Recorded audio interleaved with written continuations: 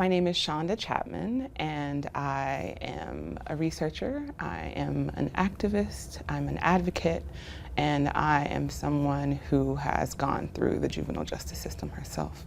I co-direct the Beyond the Bars Fellowship at the Center for Justice at Columbia University. In addition to just the fellowship, we really build this kind of intentional learning community of activists and people who are practitioners and people who have direct experience with the justice system, all in an effort to sort of build a community, like a diverse community of activists and advocates and people who do work in the academy, towards the goal of ending mass incarceration.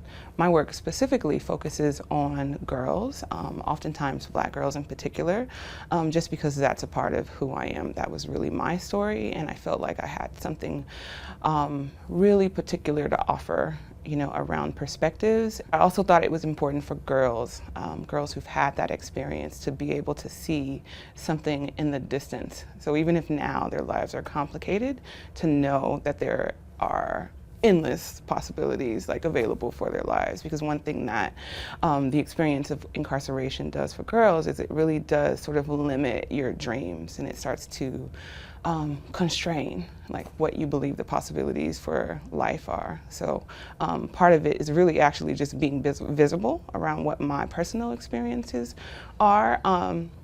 But other than that, I do just lots of work research-wise around Black girls and Black girls' issues. Most recently, I was at the Vera Institute of Justice, where I was working on an initiative to end the incarceration of girls completely. The initiative brings together government stakeholders, community partners, girls who've been impacted by the juvenile justice system, all toward the goal of understanding the drivers of incarceration in the particular cities. So the initiative started in New York City, but it's expanded to about 5 cities in the country for right now. And so it brings together those people to sort of examine the drivers of girls into the system and develop a plan to stop that, ultimately ending up with no girls in the system. I'd known, in my heart that I have the experience of incarceration, and for many, many years it was sort of a liability for me. There was a source of shame. And so it was the kind of thing that I knew that if I wanted to, get ahead and have people not judge me, that I really had to kind of be in a closet about it, to be frank. And so, I would do work, and I'd be at the table, I'd be doing research and policy work, and often around criminal justice, and I just felt like a fraud, because there were so many times that I could contribute to a conversation, but I didn't. And it got to the point that I thought, there are no other voices in the room with the experience that I have that can actually say, no, the way you're thinking about this is wrong.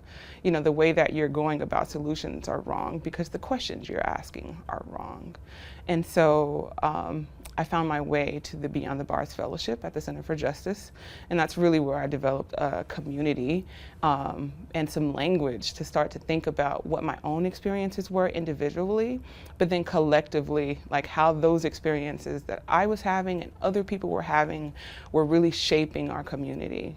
And so I developed that language there, and some comfort, with just sharing my story.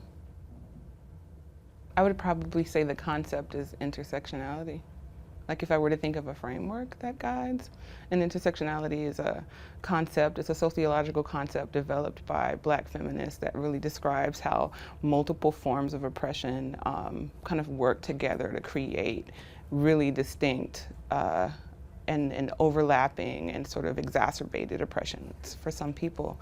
And so I think that the experience of incarceration is its own identity, and so mapped onto to race and gender. And we know that girls of color, Black girls in particular, are multiple times more likely to be impacted by the justice system, and they're multiple times more likely to be impacted by a lot of the factors that actually push girls into the system, for one, sexual abuse. And so As a matter of fact, Black Women's Blueprint did a study a number of years ago that found that 60%, at least 60%, because we know this number is underreported, but at least 60% of Black girls will have experienced coercive sexual contact before the age of 18. So that's 6 out of every 10 Black girls that are sitting in your church or sitting in your school or sitting in your group.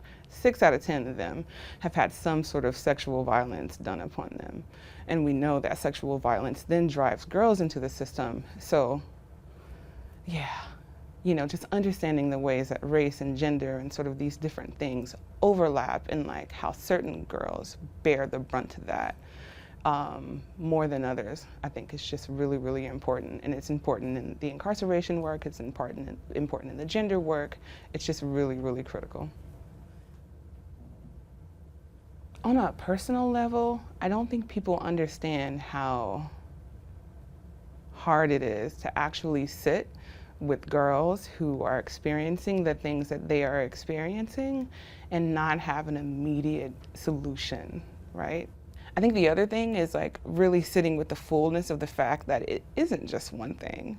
It isn't just the juvenile justice system. It's school, it's the child welfare system, it's conflict at home, and these are all things that, you know, girls themselves have so little control over, right? And just to be able to explain that it's going to get better, that you're going to be in a place where you don't maybe have to have, you know, your life controlled and dominated by these systems, right? And have to wait for them to age out of it. It's just, it's hard. It's hard, and it's hard for me, especially because I've had that experience, and like better was, it took so long. To know that even the work that you're doing, as important as it may be, won't help the girl who's going through it today, you know, as much as it helps some of the girls that are going through these things in the future. And so sometimes sitting down with them and just kind of sharing, like, this is, you think you did bad? Oh no, this is what it looked like for me, but also this is what my life looks like now. And not only am I successful in the way that you think about what success means, I also am using tools to kind of dismantle that same pipeline and that same sort of oppressive condition that impacted my life, and you can do that too. One of the most insidious things about the experience of incarceration is that it just constrains your dreams. It constrains your dreams for yourself and like what you think is possible for the world. And so it's hard for them, you know, to have to see me in one place and to know that I came from here. And so it's really important. I think one of the best things I do with myself and with my time is really just be visible around that experience for girls and be an example for people who just need a North Star, like need a place to kind of look and to aim. That's probably the most important thing that I do. The one thing that I will say is that I've been the beneficiary of really tremendous mentorship and care. And a lot of that care has come from Black women. People have really held me.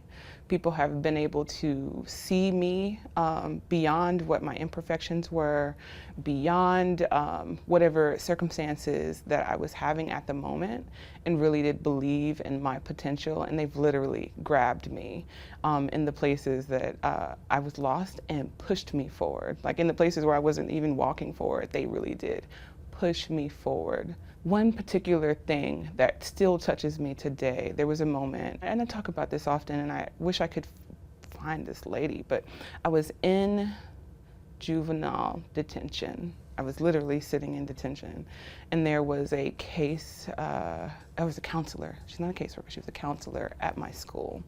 And so beyond bringing me just my assignments from school so that I didn't get behind in my schoolwork, this sister would bring me books, and she would bring me books by like Alice Walker and Toni Morrison, books that were really above my age and probably my reading level at that moment, but she saw that I needed that thing. And so she would bring me these books, and it allowed me, like, it taught me how to, like, in moments where things were terrible, to just kind of lose myself in that, and to be able to, like, see something different. This really, like, kind of imaginative, like, fanciful world. Like, I could go and I could be in there and I could hide in there.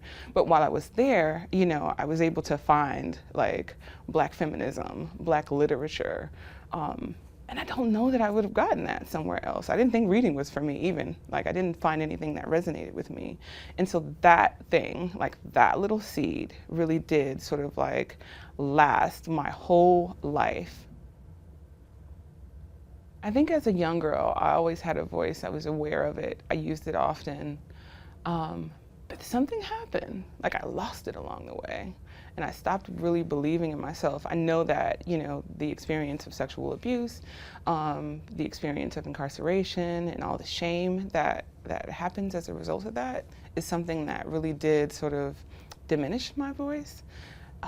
But over the years, over the last few years in particular, just being in a really rich community of activists, a really rich community of people who care about girls, who care about Black girls, who care about naming the fact that this is a phenomenon that overwhelmingly affects Black girls, is something that has really given me the courage to talk about these things and to talk about it from a place of power.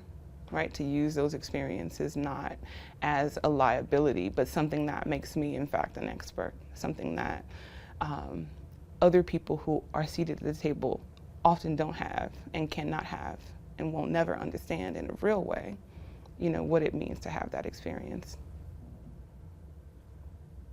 That's a hard question, and I have to explain it so much that it infuriates me, and I've been, like, you know, working and meditating on how to answer this question in a way that doesn't really, like, convey my ire about the question broadly.